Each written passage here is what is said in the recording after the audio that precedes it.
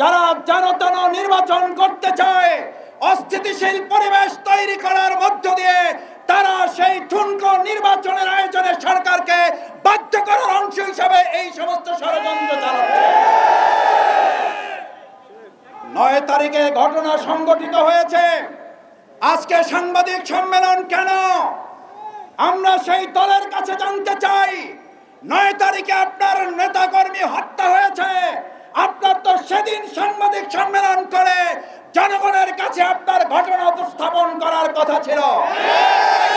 আমরা মনে করি, জনগণ মনে করে আপনারা আপনাদের অপকর্ম ধাপা চাপার দেওয়ার সব চেষ্টা ব্যর্থ হয়ে যাওয়ার কারণে জনগণের তোপের মুখে করে এখন আপনারা মানুষের সামনে। আমার ভাইয়েরা, আরেকটা কথা বলে শেষ করতে চাই। পৃথিবীর ইতিহাসে সম্ভবত এটা বিরল ঘটনা, মানুষ আন্দোলন করে সরকারের বিরুদ্ধে, আর আমাদের দেশের মানুষ এখন একটা দল ক্ষমতায় আসতে পারে এই আতঙ্কে তাদের বিরুদ্ধে এখন এই পতনের আন্দোলন। এটা পৃথিবীর ইতিহাসে কোথাও পাওয়া যাবে না। আপনারা গিনেস বুকে আপনাদের নাম লিখিয়ে ফেলেছেন। আপনারা বড় দল, অনেক বড় জায়গায় পৌঁছে গিয়েছেন। আপনারা ক্ষমতায় যাবেন না তার আগেই জনগণ আপনাদের পতনের জন্য রাস্তায় নেমে গতকাল রাতে গোটা দেশ বিক্ষোভে পরিণত হয়েছে।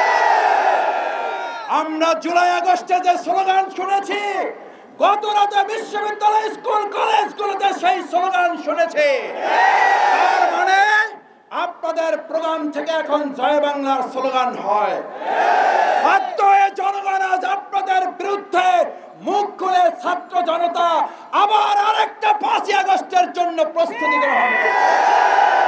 সতর্ক হয়ে যান, দেশবাসীর কাছে ক্ষমা চান, অন্যায়, অত্যাচার, চাঁদাবাজি, সন্ত্রাস, খুন, ধর্ষণ বন্ধ করুন, না হলে 5ই আগস্টের মুখে আবার আরেকটা দেশত্যাগের ঘটনা ঘটতে অস্বাভাবিক কিছুই হবে না।